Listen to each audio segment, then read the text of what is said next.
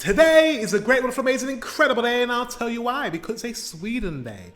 Understanding the Swedish pitch accent. Without further ado, let's get into this reaction. Let's go.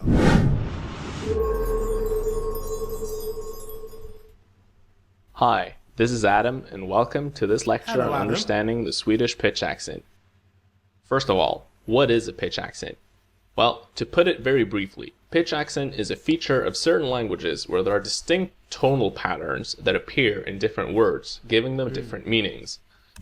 And Sweden, you definitely have a lot of tones. Like a lot of, the pitch of the way that you speak, it does change as you say words, and I love it. It's similar to the My more favorite familiar thing. concept of tone found in, for example, Chinese, but it's not exactly the same thing.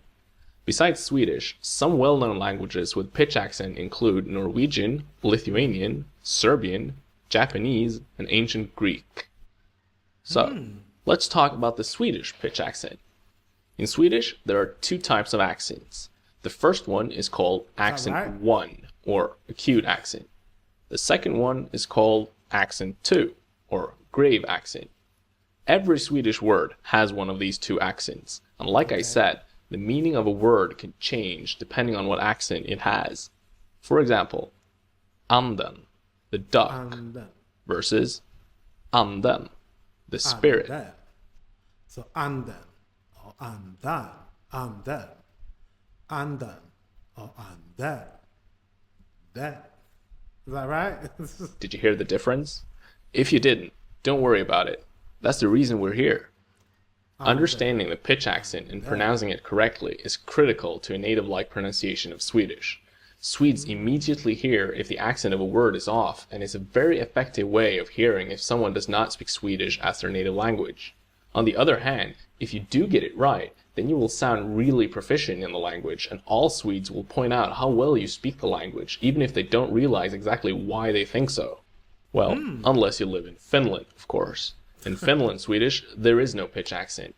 But then you wouldn't know if we were talking about a duck or a spirit, now would you?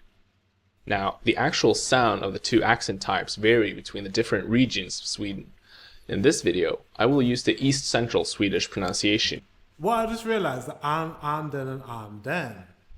Like it's almost like you're scared, like anden. It's like, there's a spirit. It's actually clear. It's actually quite clear on which one's which. Which is the one used in the region of Stockholm-Uppsala, and leave the other regional pronunciations to another video. I will write accent 1 with an acute accent, and accent 2 with a tilde. Usually a grave accent is used for accent 2, but I believe the tilde will be more pedagogical, and I think you'll see why soon enough. Okay, let's get technical. What is the difference between the two accents? Accent 1 is the normal accent, so to speak. In words with this accent, the pitch on the stressed syllable goes up and then down again in the unstressed syllable that follows. Even more technically, it looks like this. Let's listen to some words with accent 1. Anden, Anden, kommer, kommer, England, England, öken, öken, saken, saken, ordet, ordet, bina, bina, dagis. dagis. This actually functions more or less like stress in general in any language. If you pronounce an accent 1 word with the same type of intonation as you would in English, you're going to hit the mark fairly well. For example, English baron versus Swedish barren. Bara. See? It's the same type of intonation. Remembering this, you'll find that accent 1 is actually pretty easy to master because it's so similar in structure to what you'll find in other languages. This is also the reason why Swedish loanwords generally have accent 1. Alright, for accent 2, this is when it's getting weird. But weird does not equal hard, so bear with me here. Okay. Accent 2 is characterized by a double peak in pitch. What I mean is that the pitch rises in the stressed syllable, which is similar to, but quicker than in accent 1, and then it also rises again in the following unstressed syllable. Here's the more technical depiction of this. And now let's listen to some words with accent 2. Anden, Anden, komma, komma, kvinnor, Kvinna. Pojke. Pojke. Katter. Katter. Visste. Visste. Slutat. Sluta. Rolig. Rolig. To put it in simpler terms, rolig. accent 1 words sound like normal words, and accent 2 words sound as if they stress the second syllable once more. Let's try some pairs to see if you can hear the difference. Feel free to repeat after me to practice. I will. Anden.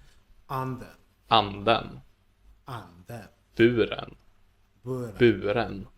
Buren. Polen. Polen. Polen. Polen. Tomten. Tomten. Tomten. Tomten. Gifter. Syfter. Gifter. Syfter. Juden. Juden. Juden. Juden. Do you see what I mean?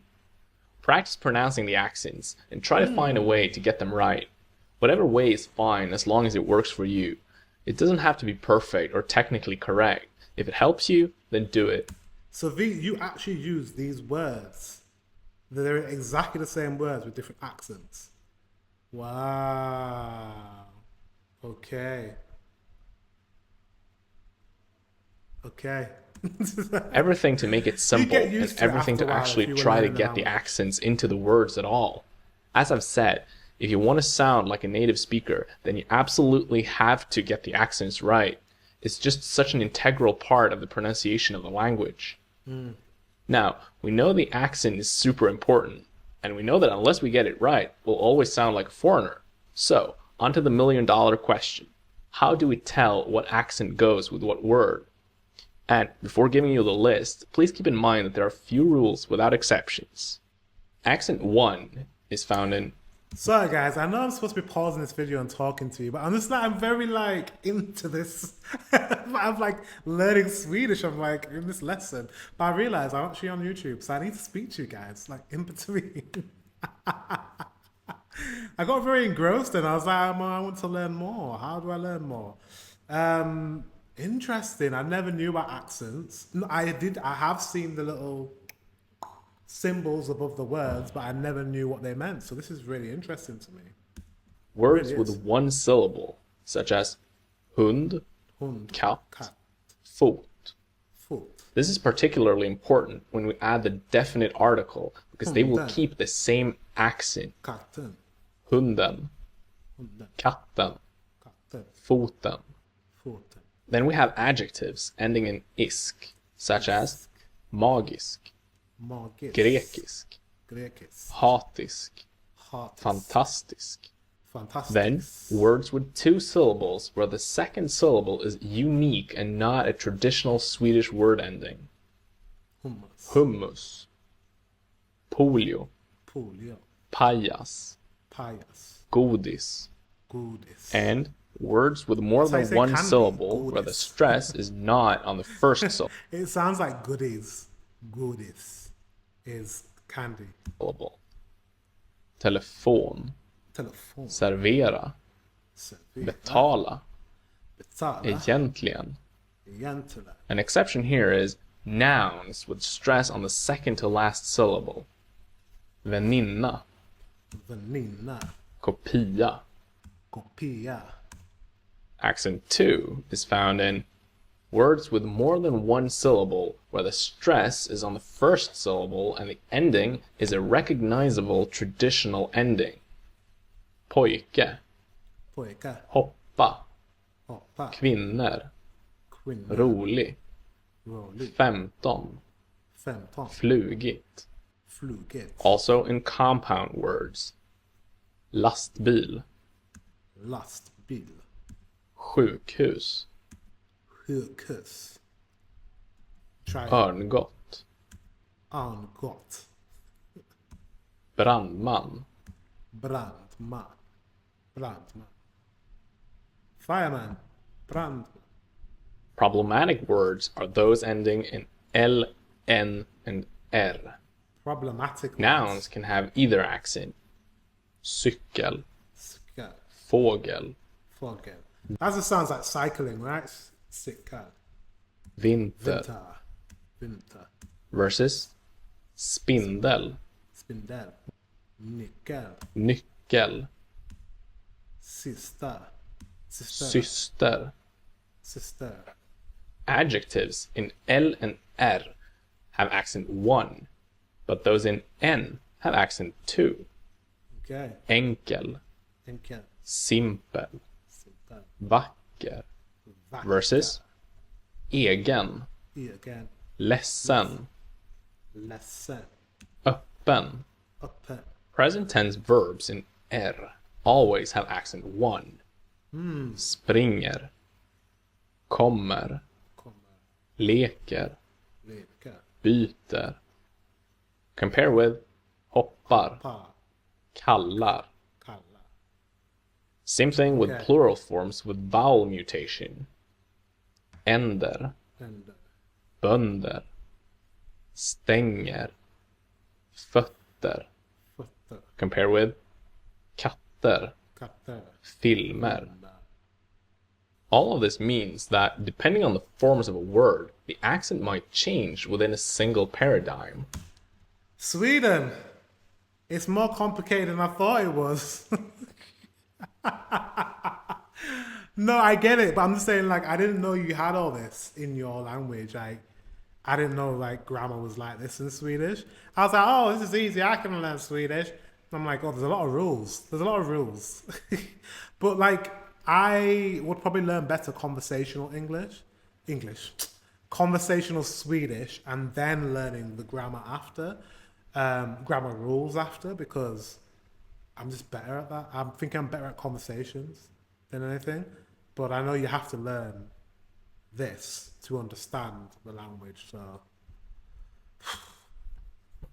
Such as läsa, läser, läste, läst, Last. komma, kommer, Kommer. kom, kommit. Mitt. En katt, Katt. katten, Katten. katter, katterna. Katterna. Katt. Okay, so now Oh my god. En katt. Katten. Katter. Katterna. I probably said it absolutely incorrect. Like, what? Yeah, I thought we were bad with they, there, and there. But clearly you have your own your own issues with your language and using Katter. words in different ways. katterna. Mate. Okay, so now, as a final note, and just to piss you guys off after learning all this, I'll share the final Piss me off. touch. Thank you. This Thanks. final piece is that we often don't pronounce the accent. I know, right? Now, let's calm down a bit. It's really not that bad. Actually, this will help you out. The thing is that we only pronounce the pitch clearly in words that are stressed. In unstressed words, we don't really care what accent they have, because if they're not Okay. stressed, they're not important. But this is not to say that the pitch accent only appears in words that are really emphasized. No, it has to do with the prosody of the language. As the rumor has it, Swedish is a very sing-songy language, and this is partly because we pick out certain words in the sentence that we stress a bit extra, while the other words we kind of just rush through. Let me show you how this works. Wait, he said we. He's Swedish. I thought his Swedish was really good. So he's Swedish. Why does his accent sound like that? Like his English sounds like American. Wow. Jag kommer hem. Jag kommer hem. Yeah? I think that's how you say it. Jag kommer hem. Could be wrong. Jag kommer hem, meaning I'm coming home. As you just heard, this is actually pronounced jag kommer hem. Jag kommer hem. The last word has a sentence emphasis, while the two former words are unstressed and thus blend together. This is what I'm talking about, and these are the words with a pitch accent. Now, in this sentence, the words on their own would all have accent 1, but because of the sentence prosody, only the last word is stressed, and thus only the last word is actually pronounced with accent 1. Are you freaking kidding me? So depending on the sentence structure, depends on what you're going to emphasize as well. But to be fair, I read that and I knew it was jag kommer hem. But I said it separately though. Jag kommer hem. The first two words are just kind of rushed through. Jag kommer hem. Jag kommer hem. See? And this Så, jag kommer hem. happens all the time. For example, Yatta kiklen. Cyclen. Kaiklen. Yatta. Kai. How do you say that? Cycling. Cycling. Cycling? Cycling. I don't know. Jag äter kyckling. Jättekyckling. Meaning, I'm eating chicken. On their own, these words would have accent 1, 1, and 2. But, together in a sentence, prosody takes over, and we only stress the final word, kyckling, with accent 2. The entire phrase is thus, jag äter kyckling. Okay, that's pretty much it. 2 things I want to say before I finish this, though. First of all, the prosody and the stress can of course vary from my examples if you intentionally emphasize words. Like if you say, jag äter kyckling, because you want to emphasize that you're eating the thing, not see drinking it or playing with it. My example was for a neutral, natural sentence. Emphasis always messes things up, but that goes for all languages, not just Swedish. Second, don't panic about the stress patterns in sentences. There are very clear rules and patterns to this, but I think they deserve to be dealt with in a lesson on their own. So stay tuned. Okay, that should about sum it up. Now, I know this has been quite an amount of information, but don't worry about it. Take your time, review the video, and practice at your own pace. Also listen for the accents when listening to someone speaking Swedish. Honestly, I feel like I've actually been through a lesson. The Swedish pitch accent might be new and troublesome at first, but it's certainly possible to master if you keep at it. I know that for a fact. Good luck, and keep the pitch accent coming. I don't know if this has burst my bubble of learning Swedish ever. No, if I put my mind to it, I could. But that was difficult, guys. You have a lot of accents. Like, a lot of different... And then sometimes you don't use them because... Guys, I don't know. My head hurts. How did I do? Did I do okay? I know I messed up a lot of those words, but, you know, gotta try. If you don't try... Who knows? I'm really sorry, I haven't really been talking to you guys throughout this, but I've been learning and you've been learning with me. So I hope you enjoy this video. I hope you stuck around to the end. Yeah, guys, thank you very much for watching. Until the next one, I'll see you very soon.